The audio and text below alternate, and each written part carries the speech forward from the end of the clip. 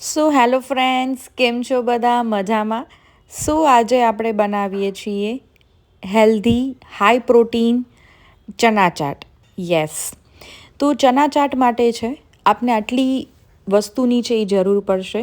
તેમાં ટમેટું, ડુંગળી, બીટરૂટ, કાકડી, મરચાંની કટકી, કોથમરી અને લીંબુ. તો સૌ પ્રથમ છે આપણે એક મસાલો છે એ પ્રિપેર કરીશું.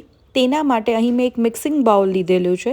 તેની અંદર 2 ચમચી લાલ મરચું પાવડર, ત્યાર પછી તેની અંદર 2 ચમચી ધાણા જીરું પાવડર છે એ હું એડ કરું છું.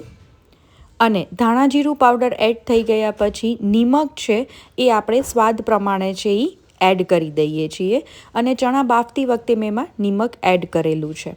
ત્યાર પછી 1 ચમચી મરીનો ભૂકો અને 1 ચમચી છે એ ચાટ મસાલો છે એ મેં એડ કરેલો છે.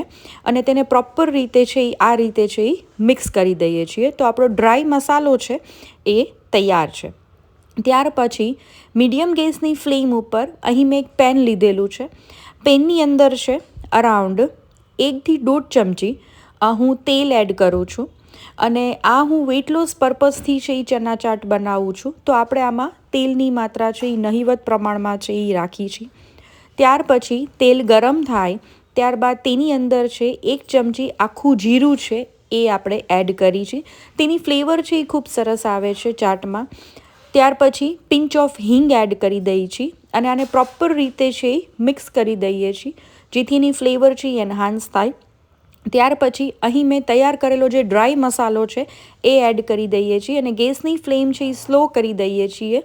અને સ્લો ફ્લેમ ઉપર આ મસાલાને છે આપણે ફક્ત અડધી મિનિટ માટે છે એ સોતે કરી દઈએ છીએ.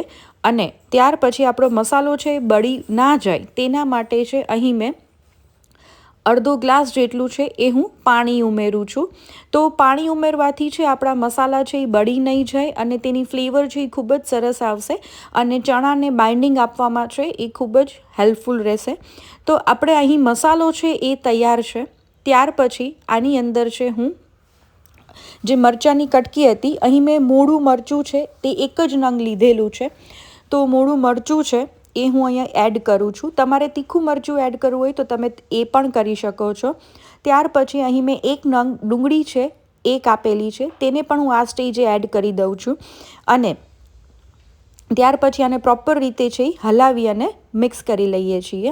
આપણે એ વાતનું ખાસ ધ્યાન રાખવાનું છે કે આપણે ડુંગળી છે કે મરચું છે તેને આપણે જસ્ટ ખાલી સોતે કરી છે, તેને સાતળતા નથી.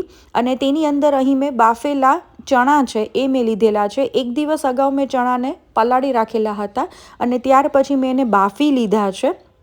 અને એને 80 to 85% જ આપણે કૂક કરી છે. મેશ થઈ જાય એટલે આપણે કૂક કરતા નથી. તો તમે જોઈ શકો છો કે આપણે ચણા છે એ એનું એક ઓઇલનું જે કોટિંગ છે એ આવી ગયું છે. અને આની અંદર બીટરૂટનો મેં કટકો છે એને પણ મેં ઝીણું ઝીણું ચોપ કરી રાખેલું હતું તેને પણ આ સ્ટેજે હું એડ કરી દઉં છું જેથી કરીને આપણા મસાલા છે એ એકદમ પ્રોપર રીતે ભળી જાય અને તેમાં જે ઓઇલનું જે શાઇનિંગ છે એ પ્રોપર આપણા ચાટમાં છે એ આવી જાય. તો આ રીતે ચાટ બનાવવાથી ફ્રેન્ડ્સ એનો સ્વાદ છે એ ખૂબ જ સરસ આવે છે. તો ચોક્કસથી ટ્રાય કરજો.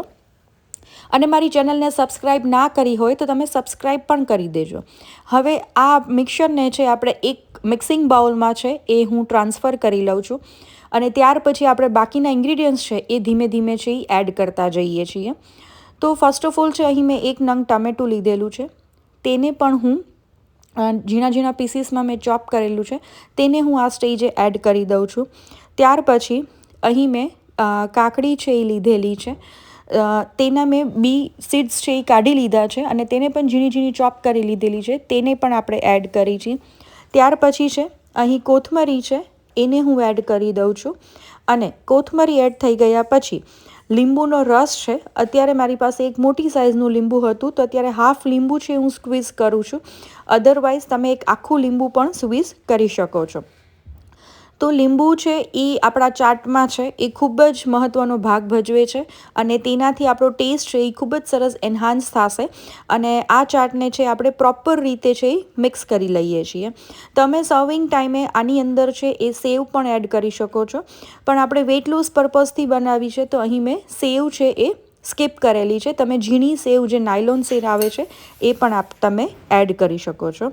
હવે આને આપણે ચાટને છે એ મારી પાસે છે એ કાચના 2 ગ્લાસ મેં લીધેલા છે, તેની અંદર છે એ આપણે ચાટને સર્વ કરીશું. તો ફ્રેન્ડ્સ, જો તમે વેઇટ લોસ રેસિપીઝ છે એ સર્ચ કરતા હોય તો આ એમાંની બેસ્ટ રેસિપી છે. આમાં તમને પ્રોટીન છે એ પણ ડેઇલી પ્રોટીન તમને જેટલું રિક્વાયર્ડ હોય છે એટલું આ રેસિપીમાંથી છે એ મળી જાય છે. તો તમે ચોક્કસથી ટ્રાય કરજો હાઈ પ્રોટીન.